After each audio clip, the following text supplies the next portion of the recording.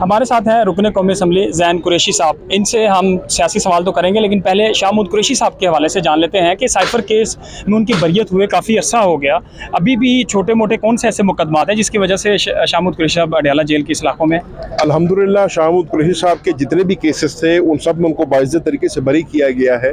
उसके बाद उनको 8 ऐसे केसेस थे 9 मई के, जिसके अंदर उनके ऊपर गिरफ्तारी डाली गई है।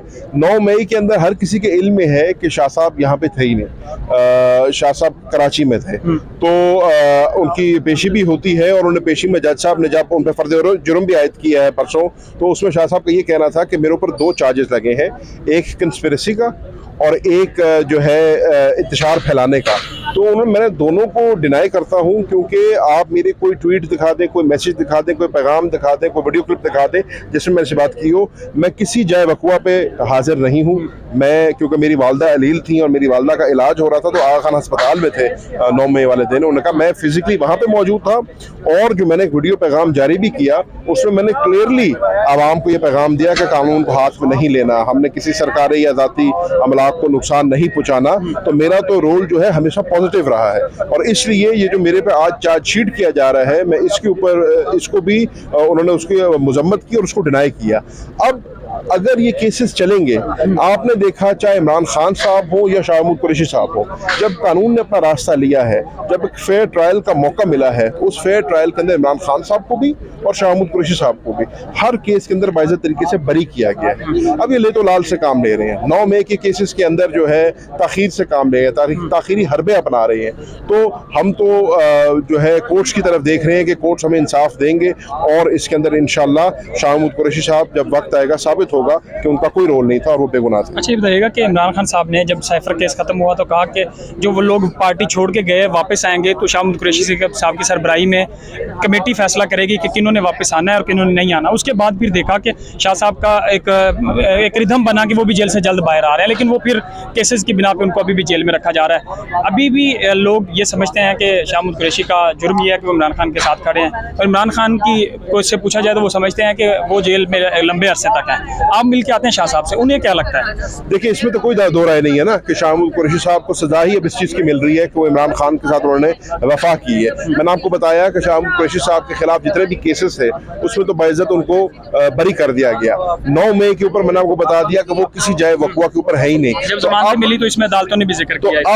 अब अगर उनको पाबंद सलासल रखना का यही वजह हो सकती है कि पीटीआई के साथ खड़े, खान साहब के साथ खड़े हैं। इंशाअल्लाह हम जो है खान साहब के साथ कल भी खड़े थे, आज भी खड़े हैं और खड़े रहेंगे, और शाह साहब बहुत क्लियर है इस बात पे। जहां रही बात उन हमारे दोस्तों की जो बावजूद छोड़ गए और वापस ख्वाहिश रखते हैं पार्टी में आने की, ये मेरे समझ में इस्तेहकाक सिर्फ और सिर्फ इमरान खान साहब की ज़ात का है और ये फैसला इमरान खान साहब खुद करेंगे। तो हमने पार्टी ने भी ये पॉलिसी बनाई है कि हम तब तक किसी ऐसे दोस्त को, सब मेरे लिए काबिल इज्जत है, मैं किसी के बारे में कोई ऐसी बात नहीं करूँगा कि हम किसी को भी तब तक नहीं लेंगे जब तक इमरान खान साहब खुद बाहर नहीं आ जाते, और ये फैसला और ये इख्तियार सिर्फ इमरान खान का और उन्हीं को करना चाहिए। आखिरी बता दें कि पिछले दिन हुकूमत ने कहा हम पाबंदी लगाएंगे तहरीक इंसाफ पे, हमारे पास एविडेंस है, फिर उससे यू टर्न लिया क्योंकि पीपल्स पार्टी ने तहफ़्फ़ुज़ात शो कर दिया। ऐसा कोई इक़दाम उठाया जाता है वफाकी हुकूमत की तरफ से, कैसे देखते हैं? देखिए, मैंने तो पहले दिन से ये बात की है कि इस हुकूमत के खाने के दांत और चबाने के दांत और हैं। ये इनके कॉल और फेल में हमेशा फ़र्क है।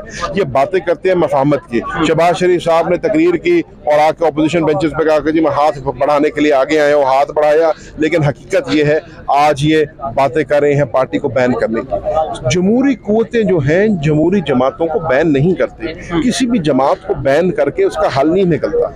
ये एक गैर जमहूरी रिवायत है, ये गैर जमहूरी इक़दाम है और इसका हर जी शऊर शहरी और हर जो डेमोक्रेसी में बिलीव करता है इंसान इसकी मजम्मत करेगा।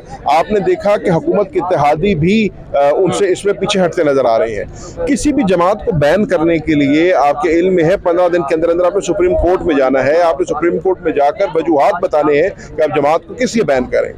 इसमें कोई दो राय नहीं है कि पाकिस्तान तहरीक इंसाफ आज पाकिस्तान की सबसे बड़ी जमात है। इसमें कोई दो राय नहीं है कि पाकिस्तान की आवाम ने सबसे ज़्यादा वोट पाकिस्तान तहरीक इंसाफ इंसाफ को दिया है। और अगर आपकी हमारी इंशाल्लाह रिजर्व सीट्स हमें देते हैं, जो कि हमारा आईनी और कानूनी हक है, तो पाकिस्तान में सबसे ज़्यादा सीटों वाली जमात भी पाकिस्तान तहरीक इंसाफ बन जाती है। तो जिस जमात को अवाम की ताईद हासिल हो, अवाम की सपोर्ट हासिल हो, उसको आप अपनी मंशा के तहत बैन नहीं कर सकते।